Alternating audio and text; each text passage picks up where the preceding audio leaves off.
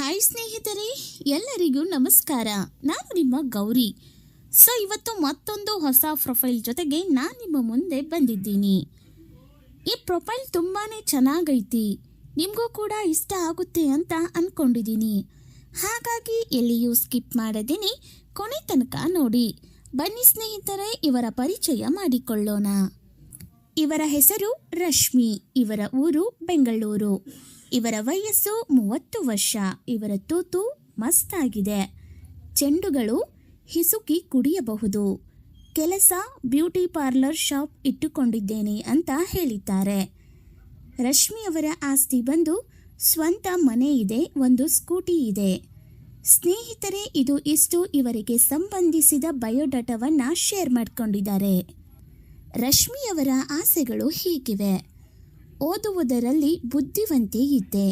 ಸರ್ಕಾರಿ ನೌಕರಿಯನ್ನ ಮಾಡುವ ಆಸೆ ಇತ್ತು. ನನಗೆ ಪ್ರೀತಿ ಮಾಡಿ ಮದುವೆ ಆಗುವ ಆಸೆ ಇತ್ತು, ಆದರೆ ಮನೆಯಲ್ಲಿ ಒಪ್ಪುತ್ತಿರಲಿಲ್ಲ. ಮದುವೆ ಆಗುವ ಗಂಡ ದಿನಕ್ಕೆ 2 ರಿಂದ 3 ಸಾರಿ ಕೇಯಬೇಕು ಅಂತ ತುಂಬ ಆಸೆಯನ್ನ ಇಟ್ಟಿದ್ದೆ. ನನಗೆ ಗಂಡನೂ ಇರಬೇಕು, ಅವನ ಜೊತೆಯಲ್ಲಿಯೇ ಮಿಂಡನನ್ನು ಇಟ್ಟುಕೊಳ್ಳಬೇಕು ಅಂತ ಹಂಬಲವಿತ್ತು. ಇದು ಇಷ್ಟು ಇವರಿಗೆ ಸಂಬಂಧಿಸಿದ ಆಸೆಗಳನ್ನು ನಮ್ಮ ಜೊತೆ ಶೇರ್ ಮಾಡಿಕೊಂಡಿದ್ದಾರೆ. ರಶ್ಮಿ ಅವರು ಗಂಡನ ಮನೆಯಲ್ಲಿ ಅನುಭವಿಸುತ್ತಿರುವ ನೋವುಗಳು ಹೀಗಿದ್ದಾವೆ. ಗಂಡನ ದುಡಿಮೆ ಇರಲಿಲ್ಲ, ಮನೆ ನಡೆಸುವುದು ತುಂಬಾನೇ ಕಷ್ಟವಾಗ್ತಿತ್ತು. ಗಂಡನಿಂದ ದೂರವಾದ ಮೇಲೆ ಬ್ಯೂಟಿ ಪಾರ್ಲರ್ ಶಾಪ್ ಇಟ್ಟುಕೊಂಡಿದ್ದೇನೆ. ನನ್ನ ಜೀವನದಲ್ಲಿ ಗಂಡ ಆದವನು ಸುಖನೂ ಕೊಟ್ಟಿಲ್ಲ, ಬದುಕುವುದಕ್ಕೆ ದುಡ್ಡೂ ಕೊಟ್ಟಿಲ್ಲ.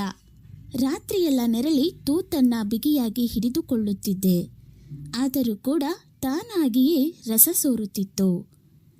ನನ್ನ ನೋವನ್ನು ಮರೆಸುವವರು ಮಾತ್ರ ನನಗೆ ಕಾಲ್ ಮಾಡಿ ಚೆನ್ನಾಗಿ ರಸ ತೆಗೆದು ಸುಖ ಕೊಟ್ಟರೆ 5 ಲಕ್ಷ ಕೊಡ್ತೀನಿ.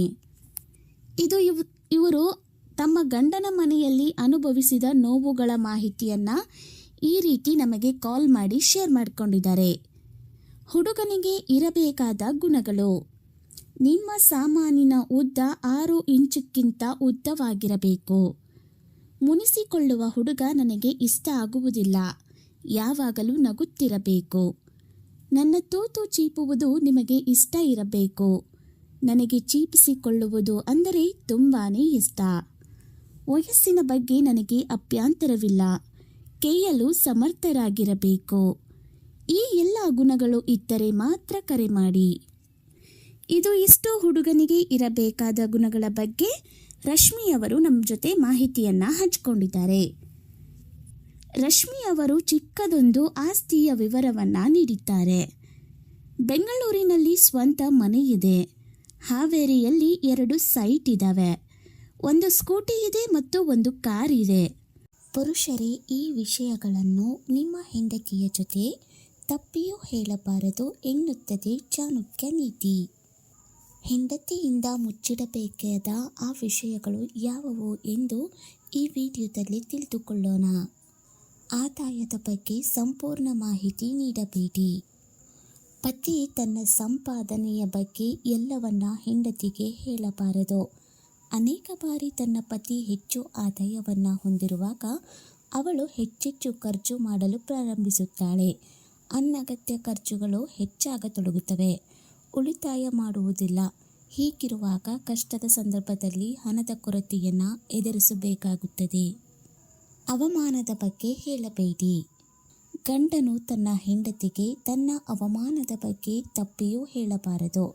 ಯಾಕೆಂದರೆ ಗಂಡನಿಗೆ ಆಗುವ ಅವಮಾನವನ್ನು ಯಾವ ಹೆಂಡತಿಯೂ ಸಹಿಸಲಾರಳು. ನಿಮ್ಮ ದೌರ್ಬಲ್ಯವನ್ನು ಮರೆಯಬೇಡಿ.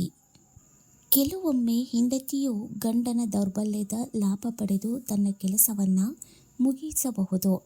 ಇದರಿಂದ ಮನೆಯಲ್ಲಿ ಮತ್ತು ಸಮಾಜದಲ್ಲಿ ಅವಮಾನವನ್ನು ಎದುರಿಸಬೇಕಾಗುತ್ತದೆ. ನಿಮ್ಮ ಹೆಂಡತಿಯಿಂದಲೂ ದೇಣಿಗೆಗಳನ್ನು ರಹಸ್ಯವಾಗಿಡಿ. ದಾನದ ಮಾಹಿತಿಯನ್ನು ಪತ್ನಿಯಿಂದಲೂ ಮುಚ್ಚಿಡುವಂತೆ ಸಲಹೆ ನೀಡಿದ್ದಾರೆ.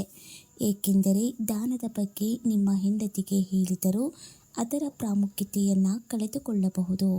ಇದು ಇಷ್ಟು ರಶ್ಮಿ ಅವರಿಗೆ ಸಂಬಂಧಿಸಿದ ಮಾಹಿತಿಯನ್ನು ಶೇರ್ ಮಾಡಿದ್ದೀವಿ. ನೋಡಿದ್ರಲ್ಲ ಸ್ನೇಹಿತರೆ, ಇವರಿಗೆ ಸಂಬಂಧಿಸಿದ ಸಂಪೂರ್ಣ ಮಾಹಿತಿಯನ್ನು ಕೊಟ್ಟಿದ್ದೀವಿ. ನಿಮಗೆ ಇಷ್ಟ ಆದಲ್ಲಿ ಒಂದು ಲೈಕ್ ಮಾಡಿ. ಯಾರೆಲ್ಲ ಹೊಸದಾಗಿ ವಿಡಿಯೋಗಳನ್ನು ನೋಡ್ತಾ ಇದ್ದೀರಾ, ದಯವಿಟ್ಟು ನಮ್ಮ ಚಾನಲನ್ನು ಸಬ್ಸ್ಕ್ರೈಬ್ ಮಾಡಿ. ನೀವು ಸಬ್ಸ್ಕ್ರೈಬ್ ಮಾಡ್ಕೊಳ್ಳೋದ್ರಿಂದ ದಿನ ಹೊಸ ಹೊಸ ಪ್ರೊಫೈಲ್ಗಳು ಬರ್ತವೆ. ಅದರಲ್ಲಿ ನೀವು ಒಂದನ್ನಾದರೂ ಸೆಟ್ ಮಾಡಿಕೊಳ್ಳಬಹುದು. ನಾಳೆ ಮತ್ತೊಂದು ಪ್ರೊಫೈಲ್ ಜೊತೆಗೆ ಬರ್ತೀನಿ. ಅಲ್ಲಿವರೆಗೂ ಧನ್ಯವಾದಗಳು.